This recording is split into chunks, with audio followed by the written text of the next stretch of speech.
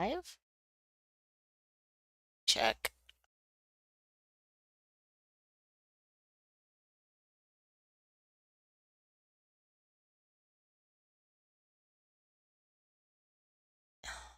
So,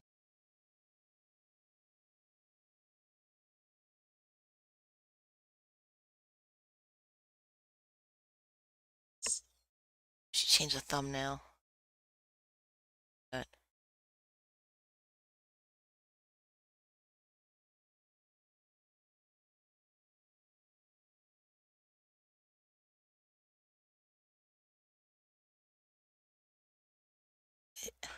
I think we downloaded the wrong thumbnail. Oh no. Okay, hold on.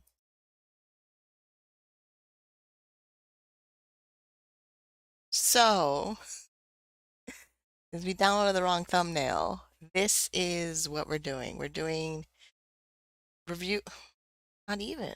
It's April. I wrote it wrong. Hold on.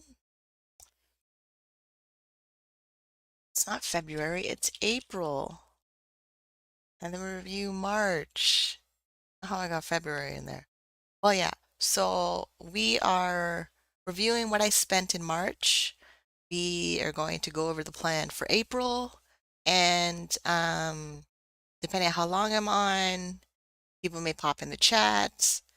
And it's just basically going over my financial independence plan of low income, disability, Canadian, social assistance to financial peace and independence. And self-employed, primary business is the webcam business as a webcam model. And I will be expanding to other opportunities in entrepreneurship so that I can one day buy myself a house and not be financially scared like so many people I see who are low income, disability assistance, who I feel like they've given up and I don't want to join them. I don't want to join those people. So, and if like, we'll get into it. We'll get into the rant as I get into my personal plan, why my personal plan is more important than keeping my disability health benefits. Because over time, as I move through financial independence and as I move through building wealth, I will no longer need financial assistance. It's just part of it's part of what happens. It's just part of the whole process of it that eventually I'm not going to need financial assistance. I'm going to have to figure out my own health insurance. And to stabilize my housing, I would have to figure out the whole buying a house situation. And also this week, or the end of last week, yeah. So in March, I spoke with a mortgage broker and a real estate agent, and I figured out my financial plan of what will it take for me to buy a house, or there are companies in my country that offer what they call co-ownership, where I would put down my percentage of the deposit to own the home, and they will either provide me the property to live in, or they would help me reach my down payment up to 20% down, but I still need to qualify for the mortgage on my own. So things like that. Because yes, there is a huge wealth gap happening. There's a huge wealth gap happening, and it's unfair and it's depressing. But if you don't do the things to position yourself, you're left behind. You're fully left behind. And oh, yeah, if you make a big enough fuss and protest, the governments might remember that they need to help you. So it's a whole lot better if you do everything in your human ability power to set yourself up financially so that you can actually live financial stability and financial independence because it's not coming from the government. Like, it's just not, like, it's not. Like, yes, we need help. Yes, we need support. Yes, we need mental health support. Yes, we need housing support. Yes, we need more supports for low income. We need another method of feeding people that doesn't involve a food bank. Um, the whole entire system of assistance and support needs to change, but is most likely not going to happen because of the people we have in power. Yeah, it just like, I don't know what to tell you. It's just, I really don't know what to tell you. Yeah, and the student, let me just go into the budget. It makes like so much easier to go into the budget. All right, let's move this over here so I can see chat. Chat is open. That took 5 minutes out of my time.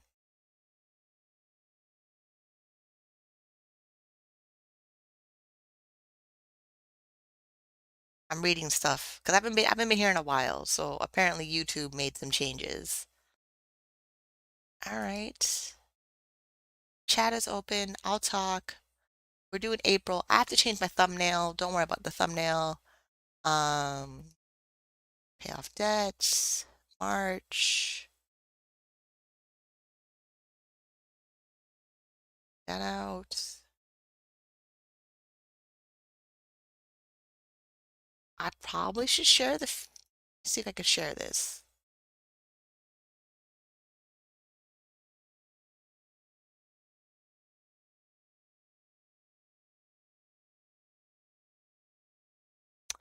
Um, Copy. Well, let's see.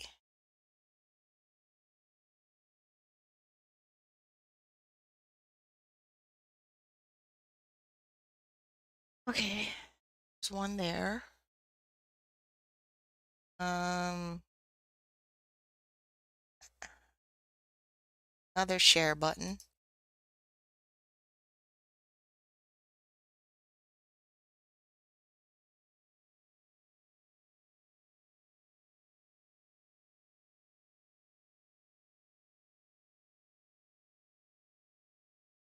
There we go.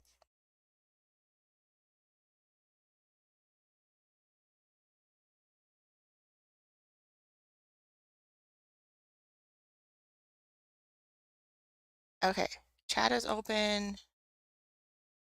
There's a way of, I probably should have did a test feed before I went live, but we did not. I don't really, well, okay, that's cool. All right. March.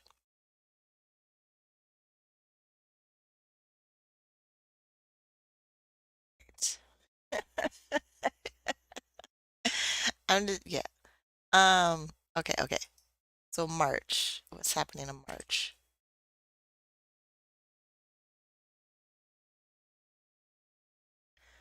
Oh, just super annoying.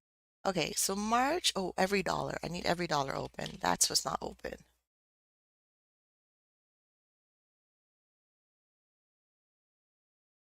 Every dollar is not open because I still use every dollar. I use every dollar on my iPhone, and then every dollar is good for knowing what the baby steps are, so I'm not feeling stuck of what I'm doing with my finances. How January, February, March, I saved $1,000 for my starter emergency fund. I need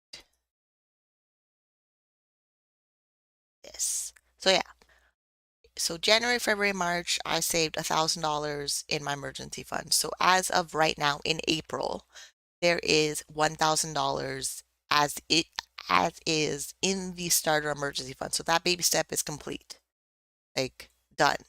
Now we're fully on baby step two. My total debt is where's my total debt? Um, no, we're not including the overpayment. That's snowball, that one. Okay, use current month. That is true. We are in April, we're using the current month. So this is undebted. Undebted basically tracks your debt payoff, and it's a really simple website. Um, it's like $12 for the year. I may or may not get the full membership. This is the free account for undebted. So I entered in my balances for my debt, and then I let it know how much money I want to pay towards my debt, which was I can't remember, $2,000. I think I changed to $3,000 because for the month of April, May, and June, half of my income that comes in for the month will pay off credit cards. I only have two credit cards. I have a credit card that's balance of $489.70. Then I have a second credit card. Where is it? Account list.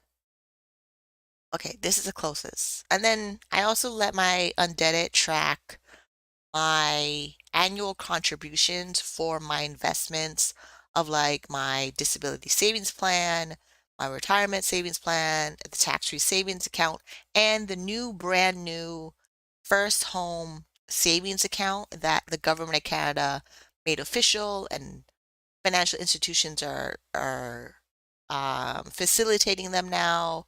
So also during the year, I will be opening that account and I'll be using that to save towards a down payment on my house.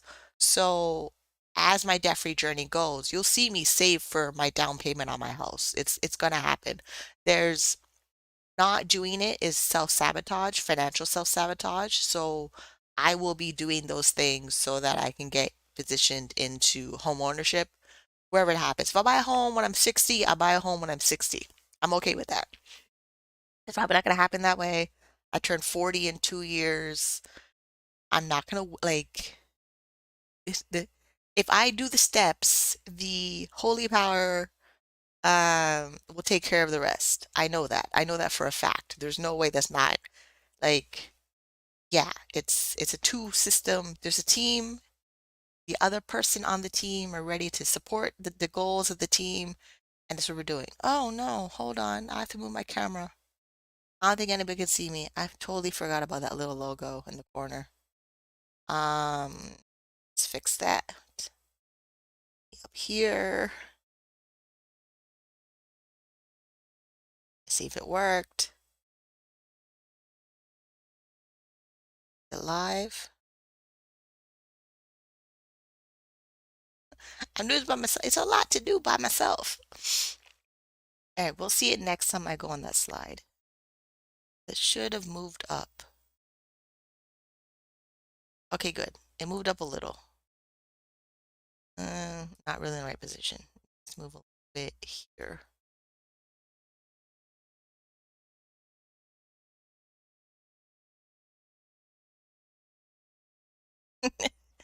Yeah. So yeah, did like, and then also too, like we're doing this live, and then there's gonna be a replay, and the reason is I recording the video, then up editing, then uploading the video just takes a lot of extra work. So this is why we do them live. But for April, there's a lot of things in the Ontario Disability Support Program Policy Directive that I use to move forward in the financial baby steps to reach financial independence, that I need to make dedicated videos for those particular things because I want more people who are working and on ODSP to know what they are so they have the information so that they can make the better financial plan. No, I'm not a financial planner. I'm just a person who's disabled, receiving an Ontario Disability Support Program, who got sick and tired of being broke and waiting for the government to care about me when they've never cared about me before. And I'm not gonna like not do what I can do to make my financial life a little bit better so that I can live a comfortable life that I know I need to have. It's not even like deserve to have. I need to have a better quality of life. If people expect me with my disability to become healthy or recovered or all those wonderful things they use to label me as normal, I need a lot more supports to make that happen. And if only, let's say, 2% of that is coming from government supports and 98% of that is coming from me, I'm going to make sure I do my 98% to get what I need to have. Yeah. So that is where we are. Okay. I think that's in the good spot. Okay, we'll keep that camera there. And let's go back to here. Okay, so back to the budgets. Go to March. March again. Dashboard summary. Okay, dashboard summary is the quickest. Okay. Well, none. I gotta move me from the dashboard. Okay, maybe I can put me in the other corner. That is not helping.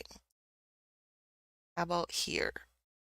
Okay, so here is, what is this?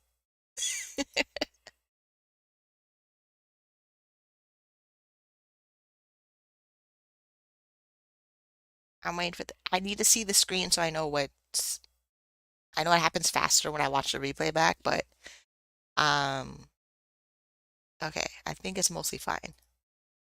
Yeah, it's fine. Okay. So here is, so I added in, so the budget template I'm using for 2023, it's a little bit different than the previous budget templates because I found ways to make it more um, user-friendly and sufficient. No, it's not available in the Ko-Fi store, but I'm thinking I will make it because I've been using it now for 3 months straight, and it mostly does what it's supposed to be doing. So the summary dashboard page just summarizes every budget sheet of all my inputs of what I spent, what I saved, and how much debt I paid off. And it's going good, going good. So like for April, we just started April. So April, right now for the month of April, we know what fixed income is coming in, which is my disability income, and then any tax credits, tax refunds, and other income that's coming in. And then it quickly summarizes for the past 3 months. The first quarter was January, February, March. And for those 3 months, like March, $2,482.28 came in. $975.10 was gifts, which was magical. I don't know how that happened. Like I I'm I hate using the word privilege. I just have the opportunity of having certain people in my life that are generous people. That is just what it is. If if I have people in my life that want to give me a gift, I'm going to accept it. It's just what I do because I'm on a low income. We go through the numbers every single month. We know I have a low income. Yes, I'm self-employed. Yes, I have a disability, and it's reflected in my income month after month. And I'm disabled with really big financial goals I want to accomplish because of the system, the financial systems we have in place, the society pressures we have in place, that if you're not achieving one of those milestones, you do feel left behind. It's just what it it's awful, it's annoying, but it's what we have. Until some big generational shift happens, this is it. Okay, so March, disability came in, my tax credit came in, gifts came in. I did work webcam, but I work webcam near the end of March. So my webcam income will come in April, and the end of April, we'll see how much of that came in for the month of April.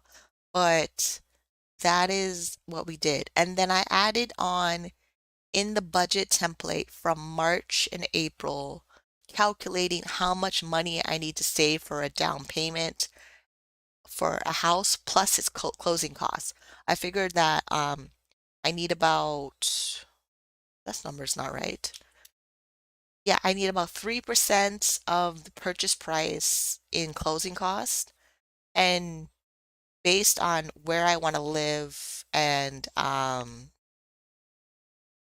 yeah, location, features and amenities of the property. I'm staying into a big city in Canada, so yes, it's super annoying. Yes, it's super expensive, but I've already built a life for 20 years already living here, so I don't see why I should be moved out of my city because of the price of housing. When price of housing either needs to come down or we need other alternatives of buying a home. which is why I during the beginning, like during the year while I was dealing with my medical issues, because now I have to see a cardiologist and I'm not really happy about it. Plus also the MS follow-up for multiple sclerosis and then my bipolar disorder follow-up. My half my life, all my life, there's no kids. So if I had children, whatever energy it takes to raise children has switched over to taking care of my disability, which is like 50% or more of my life energy is taken into that. And yeah, I'm just gonna have to figure out how I can keep living in my city where I have access to all the doctors that I have and mental health supports, counseling supports, rehab supports, so that I can get myself to a baseline of normal because I know if I move out of the city, I'm not gonna have access to those things. Like it's gonna be harder if I move out of the city to get access to things that I need to better my mental health and well-being. So, yeah, the budget now has a section in there of what do I need to buy a house. It's just a nice, cute little down payment calculator. That is, the information is from the Government of Canada website and from the Canadian CMHC, which is Canadian Mortgage and Housing Corporation. So yeah, that. So March went well. I mean, groceries. We spent $170.98. I did my hair, my haircut, my nails. I did a manicure, pedicure with shellac polish, two colors. So I did orange on my hands and I did blue on my toes. Then I got a Brazilian wax. And then we did some restaurants. We did some miscellaneous. And I only spent for that $430 and $433.47. Plus, we put $350 to make sure my emergency fund went to $1,000. So I'm doing okay. It could be like we know the alternative of what it could be. It could be a whole lot better, could be a whole lot worse, but I'm in the I'm doing okay level and I'm very happy about that. And then minimum payments on the credit cards went down. Capital One wanted $137. They got it. The Canadian Tire MasterCard got $10. They got it. Everyone's happy. I'm happy. All my bills are paid. Like rent got their check. Tent insurance got their check. Electricity got their check. Internet and the TV app got their check. Cell phone got their check. Everybody got paid. I have money in savings. All my bills are paid. There's food somewhere. Like we're buying groceries every week. We're okay. Um, which basically sums up my housing costs was $1,267.34. The lifestyle cost was $433.47. Transportation, we put $10 on the public transit card. We put $350 in savings. This savings went to the high interest savings accounts. Then $147 went to pay off credit cards, which makes my budget look really nice and fancy, which is why the planned and actual. So the plan was 16% of my household budget was supposed to go to debt repayment, 14% was supposed to go for housing, and 18% was supposed to go to lifestyle. Less than 1% was transportation, and 49.4% was supposed to be for savings. And then what actually happened was 6% went to debt repayment, 57% went to housing, 19% went to lifestyle, less than 1% went to transportation, and 15% went to savings. I'm okay with that.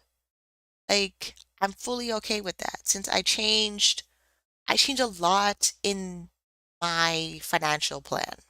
It's a combination of baby steps. It's a combination of keeping my credit cards active so that I build up my trade line. So when I'm ready to buy a house, the lenders actually have something to work with.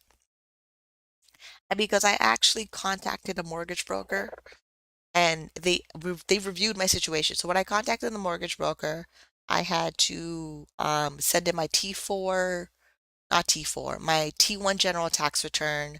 Then there's another There's another form in the taxes forms of proof of income from the government of Canada, which basically prove like they're saying that you don't owe them any income taxes, you're current on your filing your taxes, and then because I have a business bank account and my personal bank account, I had to send the mortgage broker my business bank account and my personal bank account so they can see my deposits come in to confirm my income coming in could handle a mortgage.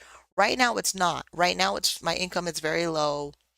I have a lot of work to do in the baby steps of saving for emergencies and saving for the down payment and increase my income for 2 years straight over $60,000 a year so that they have more information to look at when it comes to me applying for a mortgage and then buying a house.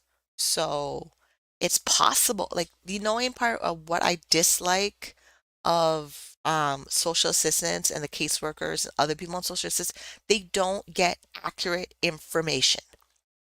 It's super annoying.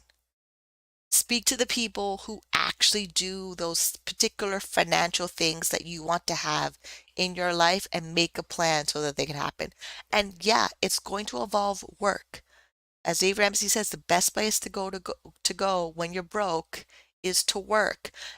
None of like financial improving your financial life only happens when you have a source of income coming in, cash flow, or you actually have a job that pays you whatever the pay schedule is, weekly, bi-weekly, monthly, to show up, do the job, get paid, and go home and pay your bills and improve your credit and build your savings so that you can have all the things you need in your life to live in this life cycle that we are. This is like it's like we're not farmers anymore. We're not it's not the 1800s anymore. This is it. If you want to move up in life, you're going to have to work. Either have a business that makes you money, have self like not self business. Business and self-employment are the same thing. You're going to need an income, and social assistance is probably never going to double. It's going to take a massive miracle for that to happen. It's gonna take a massive miracle for that to happen. All right, that was March. Okay, March is good. Let's move on. Let's move on. Let's. I told you it's gonna be a rant, and the reason it's gonna be a rant, the more I equip myself with actual knowledge and actual results of applying the knowledge, everything about what I thought about money and low income changed. It drastically changed. Like when I filed the consumer proposal with the bankruptcy trustee, and I did everything in my power to pay off the consumer proposal as fast as possible. Because the consumer proposal, all my creditors still get something to settle my debts. Everyone got something. The bankruptcy trustee negotiated with them. I never had to talk to my creditors, and we paid off $6,000 in the so the consumer proposal settled for $6,000 for minimum $100 a month, maximum 5 years. I paid that off in 9 months. My total debt at that time, 2019, 2020, was $8,000. And 9 months, it was gone. Now, like I rebuilt my credit. Capital One gave me a credit card again. Canadian Tire said, "Oh, you can get a credit card. It's cool." Then, yes, I did rack up those credit cards. Now we're paying them. They got their minimum payment. I go check my credit report. It says minimum payments paid on time, every month from 2021, 2022, and whatever we have in 2023. There's little check boxes, just little green check marks of a credit report saying I paid them. Okay, great. Everyone got paid. Now I also have to, because the age I am and compound interest and investing, and everybody says invest early or start investing today, and the government just added another tax-free savings account for people who want to become homeowners over the next 5 years. We're going to open that account. We're going to get the contribution room accumulated and added together for the next 5 years. The minute my financial institutions that I bank at say I can open that account, I'm opening that account. And then once that account is open, and let's say there's like $2,000 in there, I'm going to talk with my financial planner, and then he's going to move it so he can manage it, because that's the whole point. I picked my financial planner so that he can manage all my investments so that I can reach my financial destination of a multi millionaire, because his job is to make sure my money reaches that financial destination.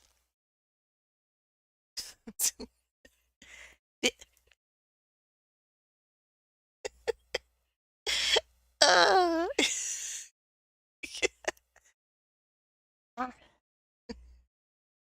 April. Okay, April budget. What did we do? So, how do we plan April? April is not much different in how I planned March, because my expenses are pretty much the same every single month. Like, and then so self-employment income, these two line items in the budget for self-employment, it's a goal. It's a projection. It's a forecast. I forecast my income at the beginning of the month, and I work the entire month as much as possible to reach my financial number. I budget my fixed income or disability income, tax credits, and then sometimes in the month I will get a gift from somebody who's being generous, and then there's sometimes other income. Other income sometimes is people who support the channel, who go to the Ko-Fi store and buy me a coffee. You can do that. Like, if you like my content, you want to see me grow, you want to see me reach my financial destination, my financial number, then support the channel, support the progress, support the cause by going to the Ko-Fi store and donate or gift or just be generous. Whatever the word is that you decide, I like you, I want to support you, and then you click buy a coffee, do that. I appreciate every coffee there is. I think right now my Ko-Fi store right now, we have 60 or 70 people have bought me a coffee, which is amazing, like super amazing that people are actually helping me a little bit at a time, because everyone needs a little bit of help whenever they can. So yeah, look right here, received 71 coffee. Buy coffee from Minnie C. Riley. You can go here and go do it. I'm gonna put that link in chat so you can go do it. It's also around the channel. I think it's in the description box, but I'll make sure, because people are buying the coffee. Like, I literally get the email that says someone bought you a coffee and people are buying me a coffee. So you can go buy me the coffee. And then I will add in the new budget template into the Ko-Fi store so you can grab it. Because it's the Google spreadsheet that I made to manage my finances is what I'm using. Where did it go? Is what I'm using to reach my financial destination, reach my financial number. So, like, financial number is $1 million. We are 60% of the way there, not 60, I wish. We are 6% of the way there to my financial number. Like, so 6% of 1 million. You can do the math. Like, one, actually, no, there's no 1 plus 5 is 6. That's how far I am. A majority of it is in the disability savings plan. And to have the disability savings plan, you need to fill out the disability tax credit. Your doctor has to fill it out, or there are approved healthcare professionals that are only allowed to fill out the form for this disability tax credit. And it's not an easy form. No matter what the government says of, oh, we made a disability savings plan for Canadians with a disability, it is the most impossible form to fill out. And then they usually deny you first. Then when they deny you first, You have to go back, fill out the form again, prove your disability again. Sometimes you have to bring a lawyer involved to prove you're disabled in Canada, just so that you might have a chance of securing your financial future. Yeah. Same thing with Ontario Disability Support Program. I've been on Ontario Disability Support Program since 2010. First round of my application for the Ontario Disability Support Program, they denied me. I had to go find myself a legal clinic lawyer, legal aid, because I had no money for a big lawyer to fight my case to get it while I was being evicted from my apartment. Like we had an order for the sheriff to come kick me out my apartment. Then I was fighting the government to get my social assistance. Somehow magically, the power of Jesus and all that, approved my file for disability where there was a giant back pay payment, basically a lump sum check from the date you made the application to the date you're approved that came in and paid my landlord to keep me in my apartment so I can live in rent control, market rent for the last 15 years. I've been through stuff. I'm tired of going through stuff. I am tired of going through stuff. Like, and then like the amount of work I did to secure my housing, stabilize my mental health, go through every medical test my doctor wants to order because something showed up on a scan that they're concerned about. Like right now, January, February, March, a little bit of last year, I was going through symptoms where my feet were swelling a lot. We didn't know why the swelling on my feet were happening. So we saw a vascular surgeon. The vascular surgeon's opinion was not that exciting and he didn't really pay attention to me. But the cardiologist, he's taking his sweet little time to go over every little detail of what he saw in the echocardiogram where left side is your heart. Here's my left side. Obviously, on my left side, I got a big old chest covering my heart. So when I was doing the echocardiogram, the technician for the echocardiogram had to dig around my whole side to find my heart. It was in my ribs, it was under the breast, it was in my armpit for 2 hours. 2 hours, 2 hours, and then they still couldn't find it. They had to give me a contrast dye in my arm. And then because it's an echocardiogram with bubbles, they had to agitate the saline, which basically means they move the saline back and forth with two syringes until there's bubbles in it. And then they inject it in your body and they watch where the bubbles travel in your body, in your bloodstream, through your heart, and they figure out where it goes. Basically, they're looking for a hole in your heart. They had to do it twice because they didn't press record on the first one. I'm not happy about any of this. No, I like, which is all, I can't, me moving out of if I lived in a smaller town or a smaller city, I wouldn't get this type of service. I wouldn't get this type of access. I wouldn't get how many people were in my room for the echocardiogram? 4 people were in there. I think 2 doctors and 2 technicians were in my room for the echocardiogram that they had to do twice. And oh yeah, I should do the chest CT twice. Chest CT, you lie in like this giant machine, it makes a bunch of noise, there's radiation in this machine, and they give you the contrast dye, and you have to hold your breath at different times when the machine is doing its thing so that it can capture the pictures around your heart. So because of the first one, showed like a blur or possibly a clot near my heart or my lung. I'm not even sure where they were looking. I just know I had to do that thing twice. And the end of April, I see back the cardiologist and he's going to tell me what he finds. And we're really, really hoping for good news because I don't want to deal with another medical issue. Like even though if I have another medical issue, it adds to my disability file. It's just one more thing that proves my case to the government that I'm disabled. But as a person who wants to have a quality of life, and an enjoyable quality of life. I don't want another medical issue on top of my existing ones that gives me one more thing to worry about to manage in my daily list of things I need to manage when it comes to my health.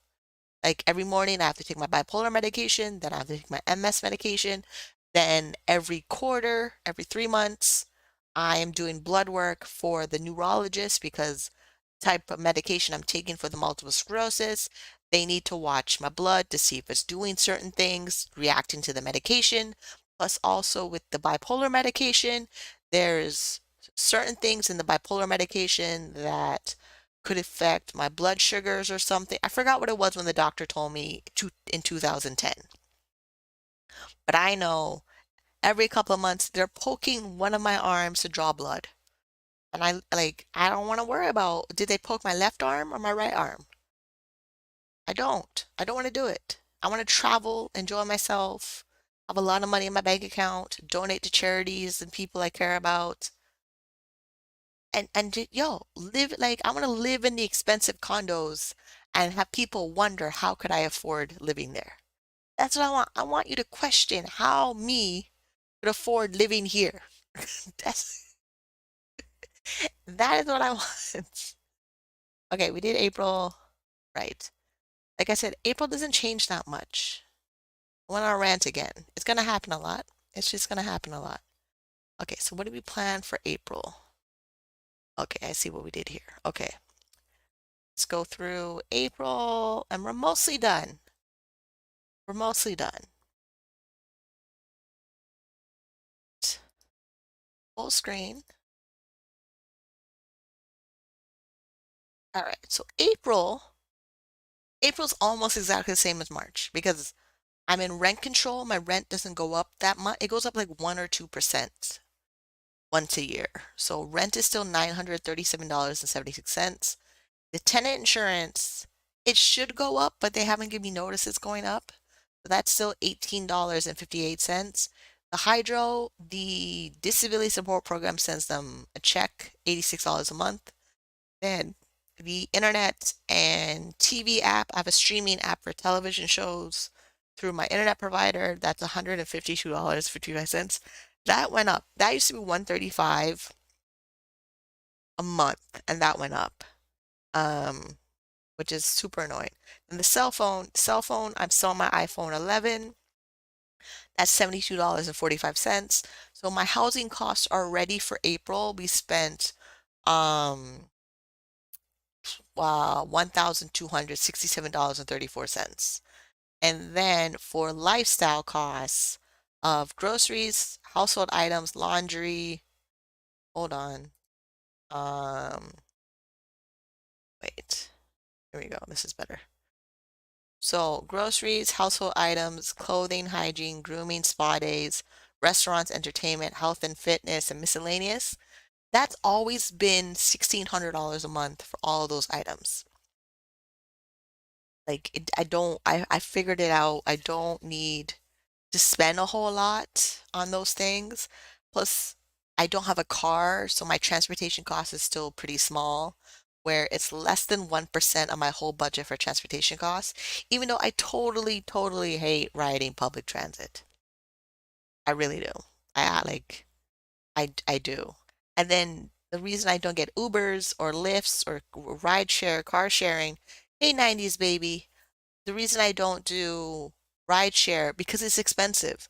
So if I did a ride share for every destination I was going to there and back, it would cost me almost what $200 for the ride share. When if I plan when I'm going to use public transit, I can still keep my costs down. Like I'm basically not traveling after 9 p.m.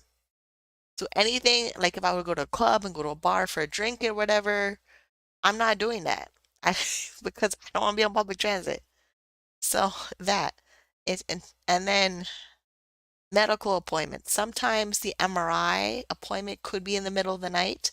That's the only time I might take a cab because I need to get there, do my appointment, and come back safe. And my mom worries because She doesn't want me doing that, but the doctor ordered the test. So if every test the doctor orders, some of them are 24 hours in the day, and I try to reschedule them, but the rescheduling those appointments, it sometimes pushes the appointment like 6 months out.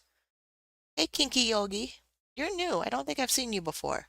Um, yeah, so that is how I keep my costs is like, okay, so my living cost of living is down because there's no pets, there's no children, I'm not married. Those help.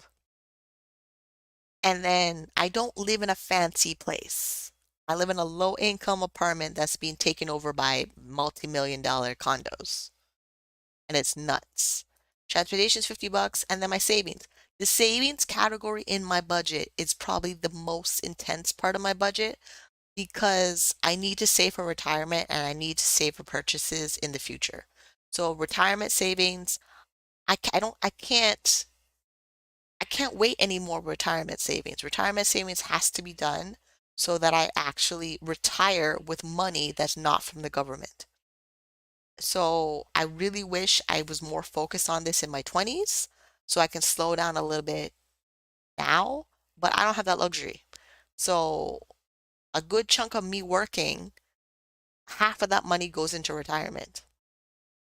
It's just because to reach a certain financial destination, the older you get, you have to put more money in retirement so that you have the same amount of money you would have if you invested when you're in your 20s. Or the minute you turn 18 and you're legally allowed to open the investment accounts. Like every investment account here, the tax-free home savings account,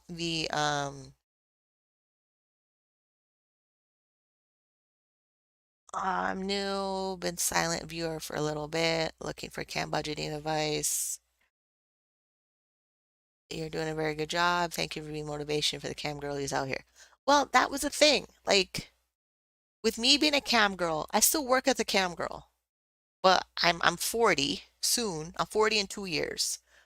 Like, and working as a cam model, it's the same things the customers ask every single day for 20 years.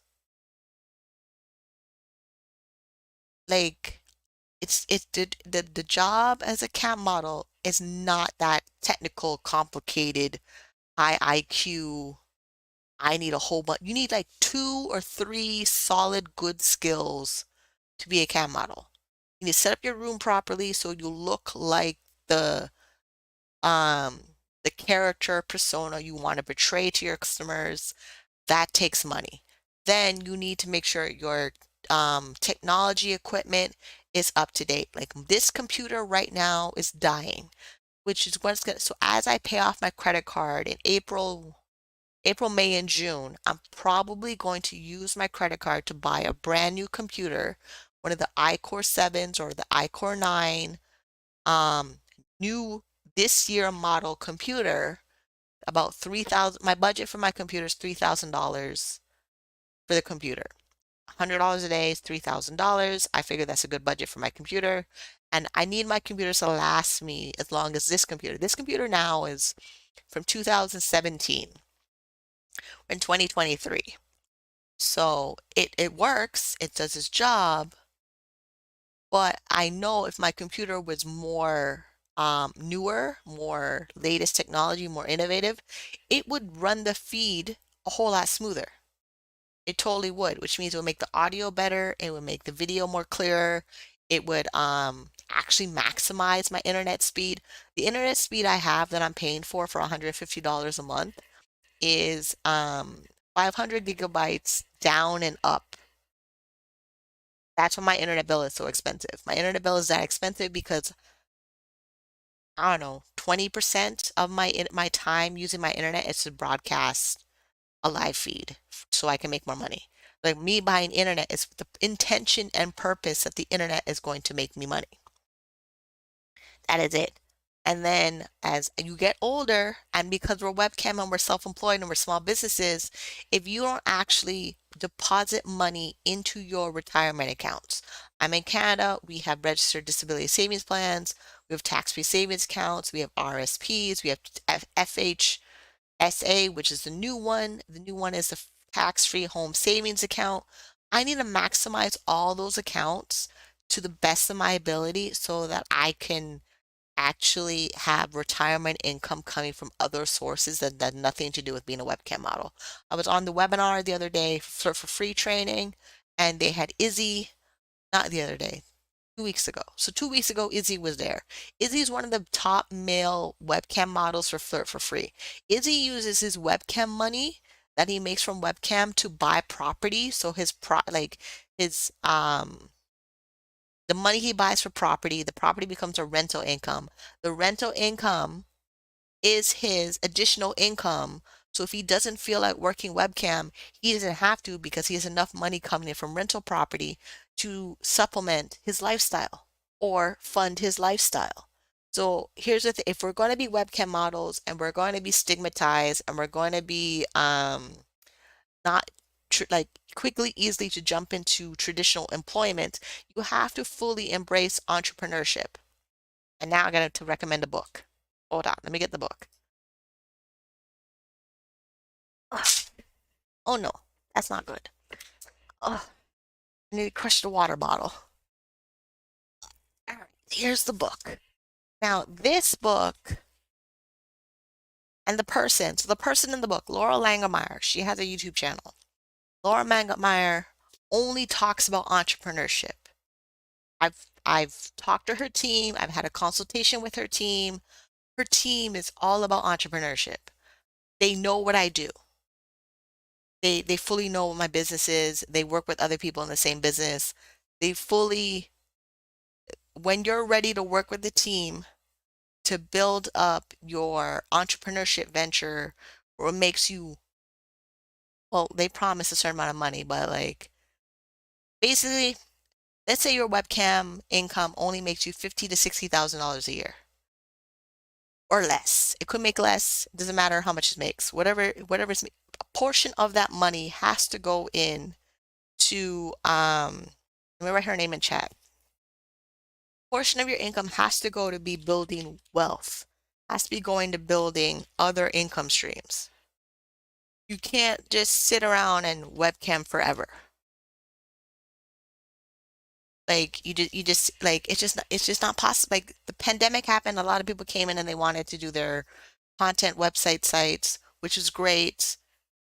Yesterday being April Fool's Day, a couple of people on my timeline were posting they started one, and I literally comment to them, if you're serious about it, great. If it's a joke because you want to get engagement on your posts on social media, think of something brand new. Like I'm at the point where like if you're in this business, great, do it to the best of your ability. We are self-employed, we're small businesses. We have to deal with a lot of opposition from people who do not do our job. Like the people who don't want our work to be operational, they don't do our job. They don't. And then I found a couple articles online about webcam model in her 40s. Then I found a couple articles online of the nursing student who sued the college because they found out about her career in adult entertainment. Then I found another one in Italy. He's a male performer. Same thing. He sued the educational institution for discriminating him against for his past work experience. Then there was another one who was a city judge who created his own content sites. That too. I don't need people judging me if you're not going to pay for my bills. If you're not going to pay for my expensive multiple sclerosis medications, that's $50,000 a year, I don't need your opinion. Like, my medications are expensive. Are you going to pay for them because you don't like my job? Are you going to pay for my housing because you don't like my job? I'm home on a computer by myself, like touching myself, talking to people who post by myself.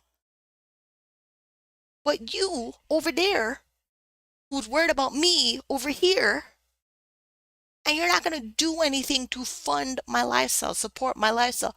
Are you going to be there, hold my hand when I'm scared when the doctor tells me about there's a hole in my heart from the cardiologist? Probably not. My mom doesn't even show up for that. It's me and the doctor. It's me and the pharmacist. It's me and the mortgage broker.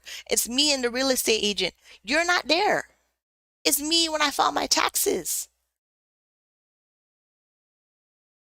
When the government asks for verification of my income, I have to give it to them. When Ontario Disability Support Program, my caseworker wants to be a miserable, see you next Tuesday, it's me and them. It's me. They're literally looking for something wrong with me so that I can live my life. I don't need anybody trying to shut down my industry because they have nothing better to do. They're not like they're not giving me the gift money that I need so that I can do what I want. Okay, let me read this from Kinky Yogi. Full-time cammy for about 2.5 years. I've been able to save a bit and sustain life without a degree, so I enjoy it, but I definitely am looking to branch out from my business. Business and entrepreneurship is the only method we have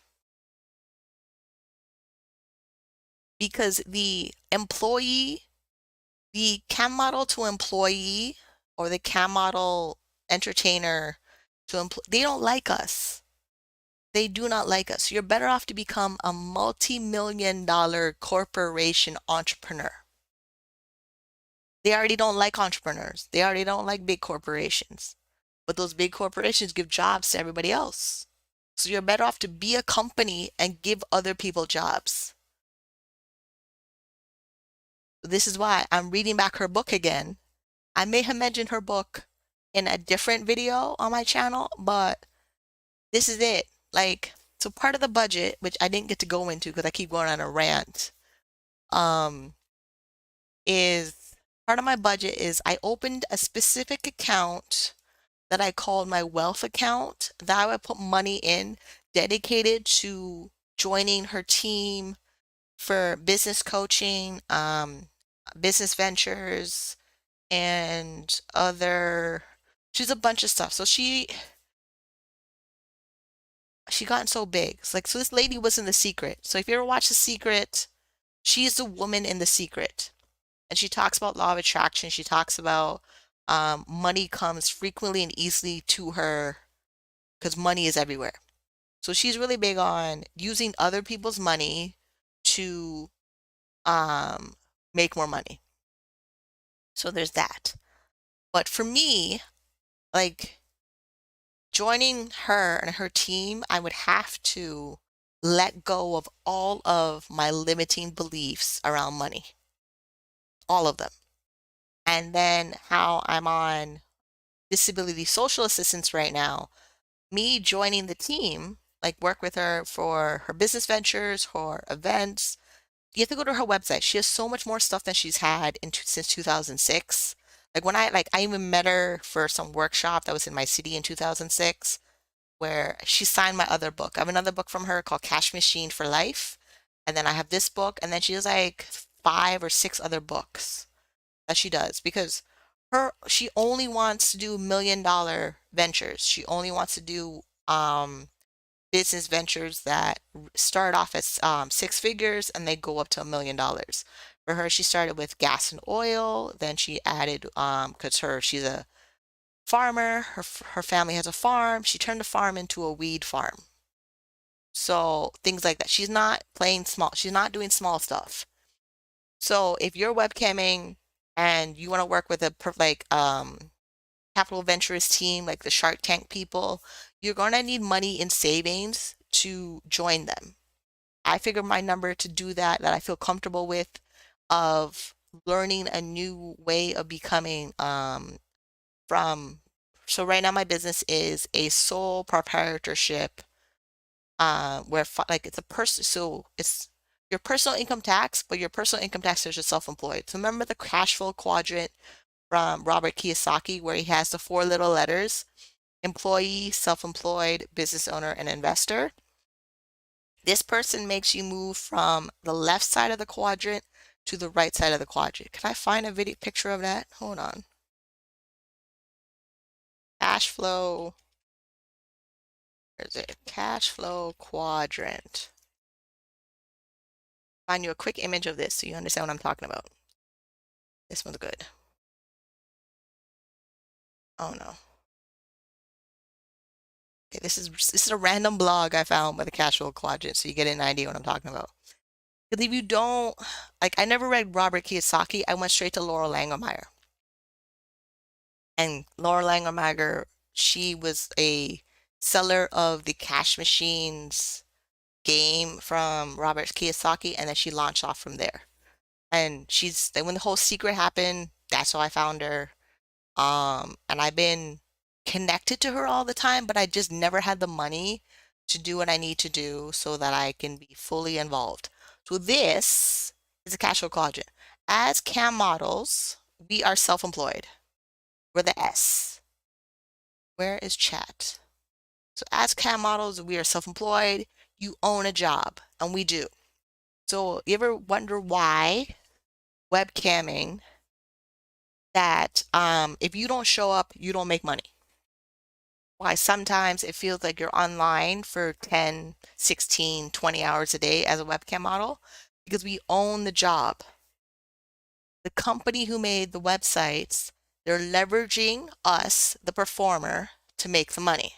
And because we're not employees, we're self-employed. Remember the contracts you sign for webcam sites, and they all say that they're not financially responsible for you. You're in a business agreement contract with them. This is it. We're on the left side of the quadrant. Yes, we own our time. Yes, we can make as much money as we want, but if we don't log on, if we don't upload content, if we don't do marketing, if we don't find ways of people noticing who we are, like when cam models do an interview for talking about being a cam model, it's marketing. It's straight out marketing. On like anytime a cam model does a documentary or an interview, it's marketing because like that, which is also why I don't like when cam models are trying to take down their content and they still want to work as a cam model. If you don't want your content online and you're a cam model, you need to hire a lawyer, get your content taken down, and walk away from the business. Straight up, walk away from the business. Because if you still want to make the money from it, but you don't want your image everywhere, you're just sabotaging your money. They think about, there's more models doing it. They said during the pandemic, 100,000 accounts were made on OF. I don't have that. There's some person using my name on OF with an account. As far as I know, I've been checking that account every once in a while. They're not doing anything with the account. But now I have to spend money on a lawyer to get that account taken down because it's not mine and they're using my name. It's a business owner problem. It fully is a business owner problem. You wouldn't have that problem if you were an employee. The company that you work for would handle it. But because you're self-employed, you have to handle everything. So, as I said, with the book, Laura Langemeyer's book, Millionaire Maker, and then she's in the book called Cash Machine for Life, it's a good thing to look into if you want to build sustainable lifetime lifestyle income where you don't retire, you create a freedom day number. So this is why a lot of my things switched. My exit strategy, my income generation possibilities. It's like if me going to college is not to go to college to get a job. Me going to college is strictly for the purposes of growing my business and growing my knowledge of what to know and what to look for when I go in business ventures with other people. It's also why I'm building my wealth account so that there's money in there when I'm ready to hire a lawyer for different things in my business. You could stay self-employed, own your job as a cam model for your entire life. It's very possible. But you have to understand that if you're going to do the webcamming for your entire life, whatever that is, you can't be worried about other people's opinions. Either you're in the cam model profession fully, or you don't do it and go get a job. Get somebody to hire you. Go into an interview and answer the stupid questions of where do you see yourself in 5 years. I hate those interview questions. You don't have to answer those questions when you run a business. You know that, right? If you don't want to answer the question when you're in the job interview and they ask you what your strengths and weaknesses are, I don't want to answer that question. And then every year they do an annual performance review. I don't want to do an annual performance review. I don't want to do those things. I really do not want to do those things. I want to run my company. So if let's say I make enough money from webcamming where I can buy a franchise, any of the franchises, Subway, McDonald's, Pet Value, PetSmart, what else is there? One of the Facebook ads of the wigs, the lace front wigs on Facebook that are in my face all the time. I would really like to connect with Laurel to learn how to make a wig business that runs without me being there. Because every 5 seconds I see a new girl doing a review of a wig. I want to make money off that business. Those are the things you can like. If you connect with Laurel, she has a really great YouTube channel. She has a bunch of stuff on there I was watching about entrepreneurship, moving from self-employed to full-on business owner. Business owners are the corporations. Business owners are the McDonald's, the Netflix, the how Blockbuster is trying to make a comeback, like things like that. That is what I want to do. I'm part of like I should like reschedule. I'm going to reschedule my appointment with them because it's a full team. It's a full support team of entrepreneurship and businesses, but you need to have money available to invest in yourself and in your growth of your business and in the growth of your professional career. Entrepreneurship is a professional career. So we don't need to go back and think, oh, I'm going to webcam and pay for college and go back for a job. When no, you could webcam, save your money, and invest your money with something that'll make you more money. You can do it with cash, like Dave Ramsey says, or you can do it with credit.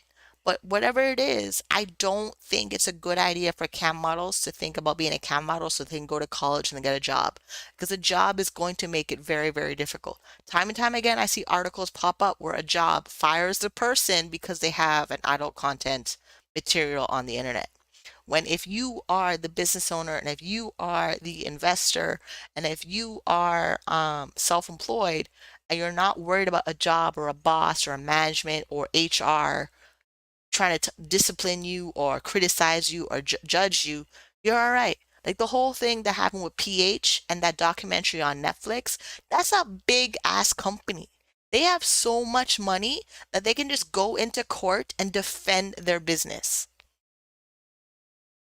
Did anybody notice that? Or they're only focusing on that the little white lady has no time on her hands trying to shut down the industry. I saw a big corporation with multiple lawyers with a growing sustainable business for decades and decades and decades because it's been around since 2008, making sure that they defend and protect their asset, which is PH, that many of us use as self-employment. Which is another one of the cash flow quadrants that does it. Where is it? Is it this one? Oh, that's a YouTube video. We don't need that one. No, we don't need that one. I just need images. That's it. I mean, I could like this is what I was doing in my 20s. I was reading these books.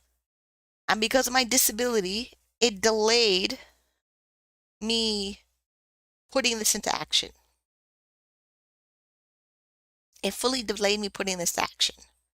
Now that I've cleaned up my finances, I figured out like I'm ignoring anybody who's sabotaging me from building my wealth. Like flat out. There's no limit on how much money you can have on this planet. The only people who are limiting that are the people who don't have it. Why want to talk to somebody who doesn't have it? I'm going to talk to people that have it. This woman has it. And I know this because every time I do a consultation with the team, I feel a little bit, yeah, I'm just gonna like the whole so April I'll pay down my credit card. April I build up my savings. April is build up my savings, build up my credit card, and probably have enough money to make my consultation with the Live Out Loud team and we figure out a plan. Because the older I get, the less energy I have to run around and do stuff for other people. Whether it's a job, it's college, it's webcamming. I need my money coming in that funds these things. I need my money coming in that I actually buy a house. I need my money coming in when I buy my first house. My first house becomes my first rental property so I can have my second house. I'm not trying to have a whole bunch of rental properties. I need like three solid good rental properties, and and it's enough money to come in that like I would like my rental property income to pay for my medications for my multiple sclerosis, because the multiple sclerosis medications are ridiculously expensive. That they're ridiculously expensive for these medications. So I need an income source that does all of my healthcare needs, all of my healthcare costs, vision, dental, prescriptions. I need an income source that does that. So when the cost of that rises, the property can fund it. There's no worry about the like that. And then when I travel the world, like my dude goes to Mexico every year. You know how great it would be if I can go with him for a month or two and not worry about the government wondering if I left the country for 30 days at a time? Like every limitation, like I really need to make those videos in April of what the social assistance says that limits your financial future, and then what you have to be self-employed. Even if you're just like the disability and employment is going to stop you from moving your full potential. Self-employment, you have a little more flexibility in your potential. Investing in businesses that make you money is another part of your potential. And then being an investor like Warren Buffett and those people, it's not like it's not a secret. It's there. It's just that people find ways to talk themselves out of it. They talk themselves out of it. Why are you cutting off money when money is everywhere? It's either in credit, it's in a cash you made, it's from, and money is always from other people. So great. If we're in businesses that money comes from other people, like webcam, every time a dude on webcam wants to tip me whatever amount of money he has to send me, I'm going to thank the universe for it because that money could be going to somebody else. And if you're not making money on webcam, like I was seeing girls on the Discord going on, they're not making money and they're wondering what's wrong with them. You may have to get another income source or a job that makes the money, that supplements the money you're not making from webcam. Like if you really don't make $100 a day from webcam, which is $3,000 a month, which is $36,000 a year from webcam, plus you have to take out taxes and then you have to take out money to invest in your retirement. That you're going to have to find something that makes the money that bridges the gap of the money you don't make. I don't know who else is in chat, but that is what I did. I don't even know if I went through my budget in April, but that is what we're doing. Like that is what we're doing. Like I written out my goals, I written out my financial number for the goals. I base my goals starting with the Dave Ramsey baby steps. And as I build up my savings, I'm gonna make my appointment with Laurel and her team over at Live Out Loud, and they also call themselves Integrated Wealth Systems, and see what we can do. If I like with me saving $10,000 in the possibility of investing in a business or investing in myself to grow my business, no matter which way it turns out, it's a learning experience for me to grow myself as an entrepreneur. Because college is not going to teach you entrepreneurship. They're not. You're going to have to put money in it, learn something very quickly, and then change what you're learning so you can make more money. It's not going to be handed to you. Entrepreneurship is not handed to you. Like if you really want somebody to tell you what your job is every 5 minutes of the 8 hours of day, go work at McDonald's.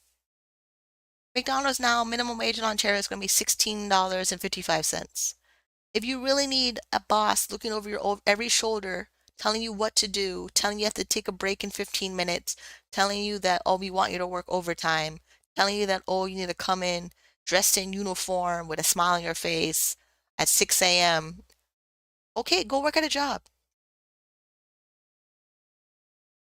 Like, go work at Taco Bell, go work at KFC, go work at McDonald's, go work at Denny's.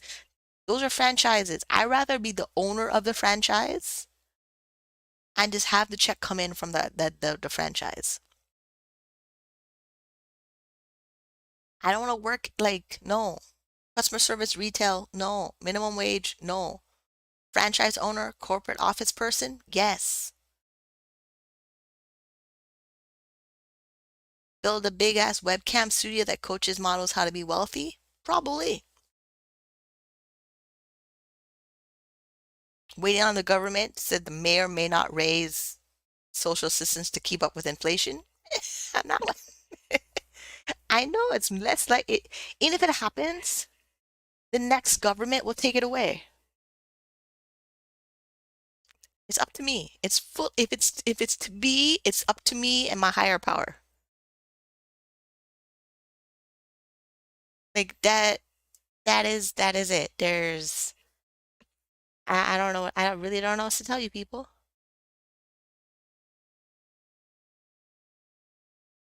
And I did it. I followed Dave Ramsey. I did his baby steps. I paid off $8,000 in 9 months. I know why I want to go back to college, but I also know that I'm not built to be an employee. I'm not going to run around, send in my resume, network with people, hope I get a job and hope I get hired. I did that already in my 20s. I did not like it. I did not like it. I'm built to be an entrepreneur, run my business. Whatever my business like, and then I already know my current cost of living is less than $3,000 a month. So anything above that number would go into increasing my lifestyle, flying business class, ordering room service, tip the nail salon $20 because I did my nails. That. I want to be tip somebody $20 and not worry about it. Where they wonder if I want change back. And I say, no, keep it. Because you may have noticed that sometimes you order takeout and the delivery person is begging for tips. Like they fully drop off your food that you ordered, you answer the door, they hand you the food, and they stand there longer and they're begging for tips.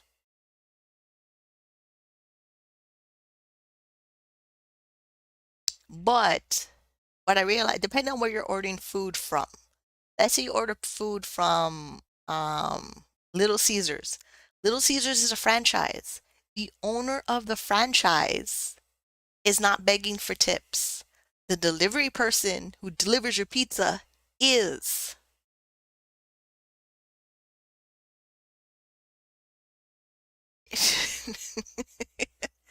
Which side do you want to be on? Like, really, just think about it. What side of the company do you want to be on?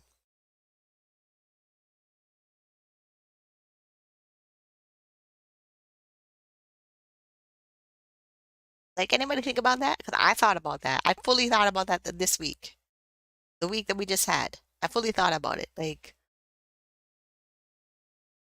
I don't want to be worried that after, like, no. Like, I know when I log on webcam, I cannot control who's going to tip me, how much are they going to tip me. I have a general idea of where I need to make money. And then there was the article I was reading of the lady who was webcamming, the webcam model in her 40s. She says she logs on webcam 8 o'clock in the morning and she stays on until she reaches her daily goal of $1,000 to $1,800 a day. I don't want to do that every single day. So the only reason to not do that every single day, you need a business that is bringing you money, whether you webcam or not. And a business that has nothing to do with adult entertainment so it can last you throughout multiple recessions and downturn in the economies. How do you do that? You need to research the business and pick one that has actually a proven track record of people making money in it. Because there's no new businesses out there. There isn't. So you just need to find the one that you like, that you understand, that you want to work with those people in it. So if you're brand new and don't understand it, you have to work with people who've been in it and understand it and have results. Then you partner with them And then you learn your business by making money with the business, the learn to earn. Same thing with webcam. It's about talking to customers long enough until they spend money. That's it. 6 hours a day. I'm talking to customers, reminding them to spend money. I laugh at them when they say stupid comments. So they think I'm having a good time. Sure, sure. Like, fine. Like, fine. Like, I know if my life falls apart and whatever business deal I do does not go out well, I end up right back on social assistance, right back on getting a lawyer to defend my case that I need to go back on social assistance. They're going to look at my income and my assets, and then they'll put me back on social assistance. That was a joy of reading the policy directive. I'm already in it. I'm already at the lowest I could be financially.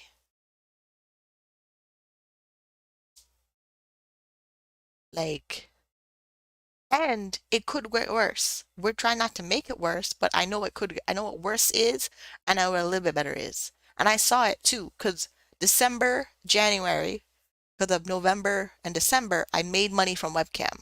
I made the most money on webcam I had in a very long time. And then I sent in my income report to my disability office, and they added their $100 work-related benefit to my check. My rent got paid from them in the pay direct, the pre-authorized payment. The electricity got paid on pre-authorized payment. The internet, the tenant insurance got paid. And I was more comfortable for those couple of months in it. So, and my savings, I maxed out my registered disability savings because the government said last year that if I put in $4,800, they would grant me the disability savings bonds and disability grants and saving bonds for the disability. Plus, they would match $10,500. They did last year. It's not a whole lot that I need to do to push forward. I just have to push forward. Once you know what you have to do to move to the next step, do everything in your power to move to the next step.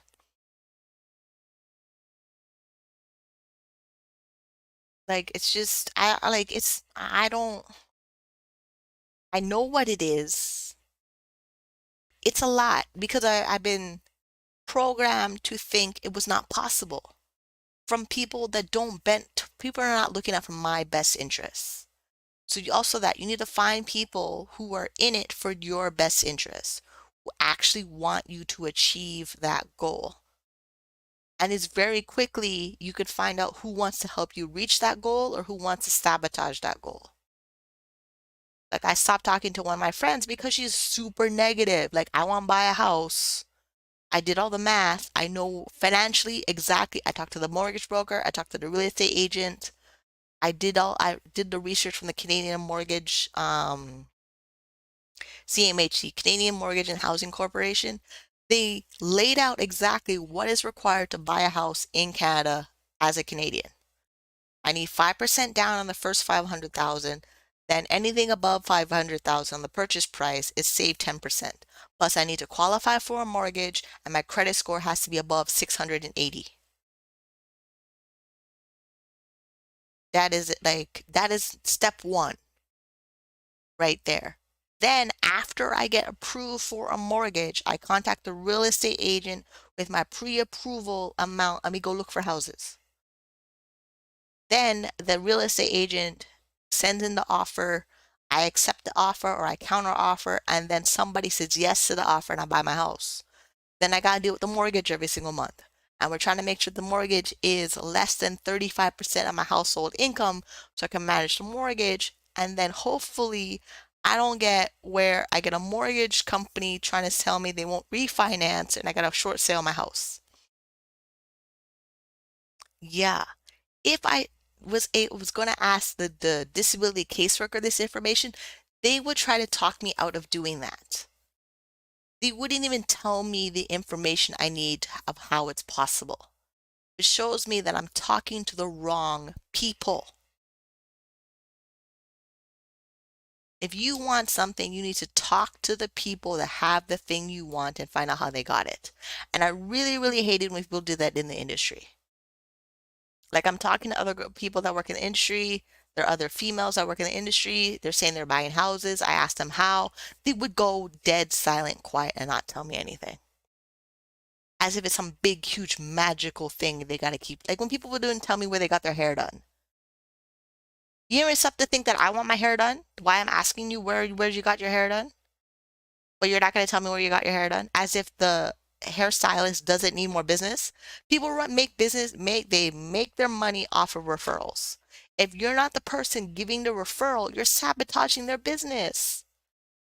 Like think about it. When you go buy a house, you talk to a mortgage broker, you talk to a real estate agent, and if you don't tell people that are asking you, how did you buy a house? Hey, I went to this mortgage broker, you should talk to them. That's all they had to tell me. But they didn't do that. As if their mortgage broker is not needing a business. Everybody needs to make money, and everybody needs to make money either from employment or from a business. And businesses, they thrive when people are telling people about the business. Based on you had a good experience as a customer and you want to tell people to go to this business. Like I literally told you, go get this book from this lady and go to her YouTube channel because she teaches you exactly how to become an entrepreneur. Because she's been doing this since 2006. Because 2006 is when I discovered her watching The Secret. I'm not telling you not to go, so I'm telling you exactly where it is. It's up to you. I tell you where to go. If you go use the information, great. You have to do your research. You have to make sure that you are in alignment with what that is. If it doesn't fit in your lifestyle, you can walk away from it. But I'm not gonna not tell you where to like.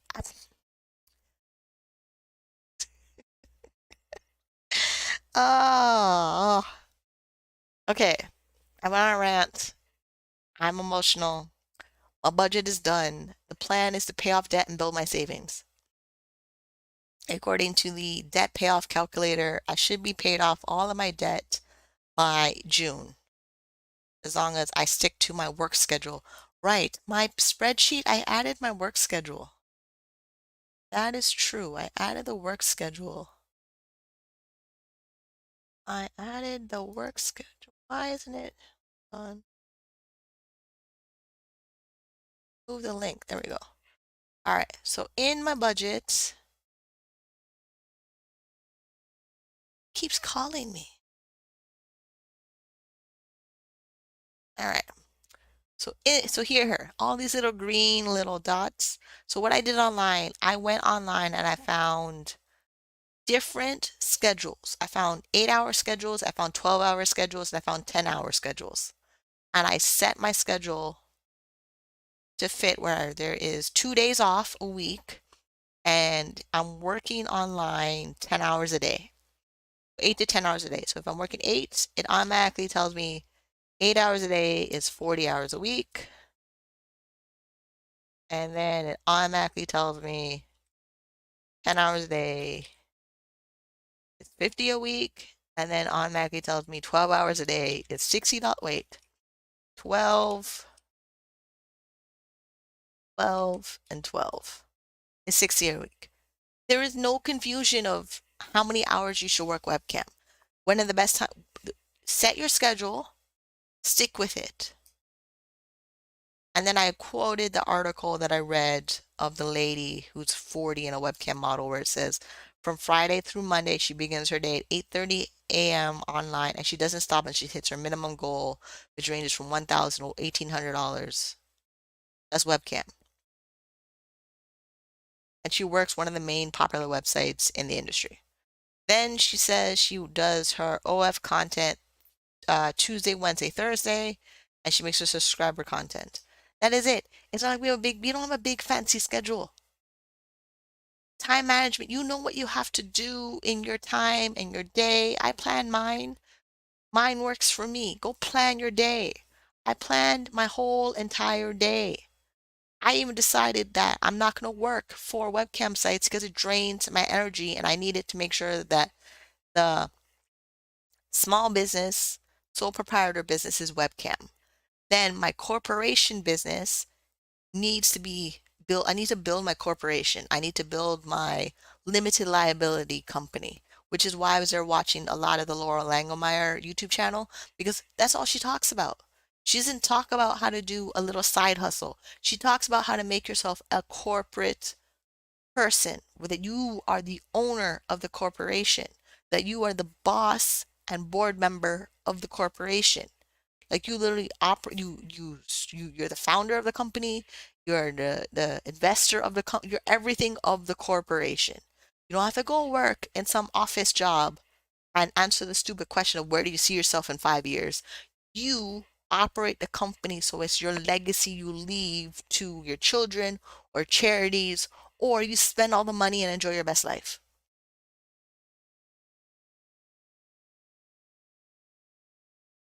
This is why I stopped coaching cam models on the job of coaching because it's not that hard. It's so small of the big picture.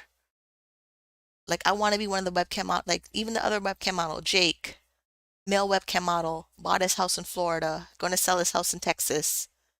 He bought a really nice 3-bedroom house with 4 or 5 dogs. Like I lost track of how many dogs he has. This is it. There are webcam models who are buying property with their webcam money. And if you set up your income structure properly, the mortgage lender, the real estate agent, they're happy to do it. The entire week, I'm there talking to mortgage brokers and real estate agents, and they ask me what my job is, and I tell them it's live stream adult entertainment for 20 years.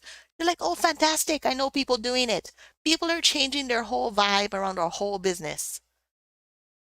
All you have to do is prove that you are a entertainment professional and you want to operate like any other person in society of buying a house, buying a car, paying for kids' colleges, paying off your credit card debt. We're doing all the other things everybody else does. We're not that different. Like we're really not. You have to remember we were a business owner first. We just happen to work in adult entertainment.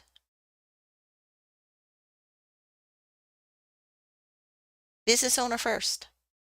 How do you want to operate your business? How do you want to structure your business? Like, read a book on business. Like, straight up, read a book. Whatever country you're in, there is a idiot's guide or a for dummies guide on business. Go to a business seminar. Talk to other business owners. Stop keeping yourself in a tiny box and not talking to people who are business owners. Yeah. So, like I said, I made my schedule. Know my schedule. I plan my days off. I plan if I make my goal in 6 hours for the day, I make my goal in 6 hours for the day. If it takes me 8 hours to make my goal and 8 hours for the day, I make my goal in 8 hours for the day. If it takes me 10 or 12, then takes me 10 or 12. 6, 8, 10, and 12 is how I plan my day. And then all the other stuff. Like my dude is back from working in Mexico. So that means we'll be spending time together. He's included in the plan. If he wants to be there when I go buy my house, fantastic. Like when I go look at houses and he wants to come look at me and look at the houses, he's gonna come with me and look at the houses. Because chances are he's gonna be spending a good amount of time in the house anyway. I really like I don't know what to say. Like start with where you are. I know where I'm starting. I'm starting from low income, working, self-employed, and I would like to reach minimum $60,000 a year as income. That first milestone will have the disability office review my income and assets and then determine if I'm eligible. As long as I start with following the Dave Ramsey baby steps, I will be okay. And then from there, I move on and level up and I get my professional business coaching and community and team of other entrepreneurs who know to take me from making $60,000 a year and beyond. This is it. Like, it's like The exit strategy has changed because I'm focusing on it being a full-time entrepreneur. Once you like even that, you take out employee, if employee is not an option, if you're not an employee, you still have to make money. The other option of making money is to be from a business or an investment. I'm not really into investing in stocks and those things. I'm into investing in things that product or service is sold and the product or service brings me an income that I can live off of that funds my lifestyle. I don't really know how it's going to work in investing. Like I have my investment portfolio in the stock market, it's in mutual funds. I, I go back and check because there may be ETFs, but that is managed by a financial planner that I check in with every couple of months to make sure that the investments is doing what it's supposed to be doing. But my actively me where I want to work, where I want to like, no, I'm not going to be an employee. Why be an employee when you can be an entrepreneur? When you file your taxes, that is, you're literally, when you file your taxes every year, you're literally telling the government, I'm an employee, I'm an entrepreneur, I'm an investor. What else is there? Oh yeah, I collect child support for the rest of my life. That is it. It's for like, I don't like, stop. No, we have options. Use all the options. Oh, all right. I'm good. I mean, I could go on, but I'm going to repeat myself over and over again. Like I'm just going to repeat myself over and over again. Yeah. Is there anything else? Okay. The budget for April, I went through, yeah, we'll just like, I'll quickly go over what I spent in April, the end of April when we go into May, and then we'll see how much my credit cards I paid down in April, and then how much of my savings have increased, how much of my debt went down and how much of my savings went up. And then I may have to reschedule my appointment with Laurel because I panic. Like my limiting beliefs, I have to change them. All my old scarcity mindset, lack mindsets, thinking that there's only a limited amount of whatever. There's not. The whole fruitful and multiply, it's there. It's just do you want to be fruitful and multiply like income, assets, children, or do you want to stay stuck in the same thing every day and slowly deteriorate and not reach your full potential? I like, I'm pretty sure we all heard about it from like parents and teachers that you have so much potential. Okay, great. Then stop sabotaging my potential. Because the same people that would tell me that I have a lot of potential would also tell me what I cannot do. I hated those people. I want to maximize my income potential. And the only way to maximize my income potential is that I'm gonna have to like do some drastic things I've never done before. Yeah. Okay. We're good. I think we're good.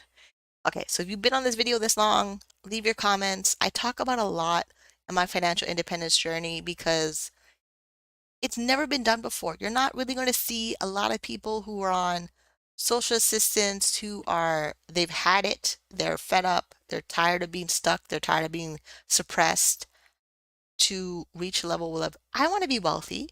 Why is wealthy only for those people? Wealthy is for everybody. I want to let, wealthy is for everybody. Whether you follow Dave Ramsey or you follow another financial person out there of Grant Cardone, Laura Langemeyer, Robert Kiyosaki, or David Bach, whatever direction you're going in, they'll reach you to your destination of your wealthy. Pick one. Stick with it until finish. Like really, just stick with it until finish. Like I really, I, and we're supposed to be in a recession. I'm not worried about the recession. My plans don't change because we're in a recession. My plans continue on. I learned that during the pandemic when I opened my investment accounts and I loaded up the investment accounts with a lot of money.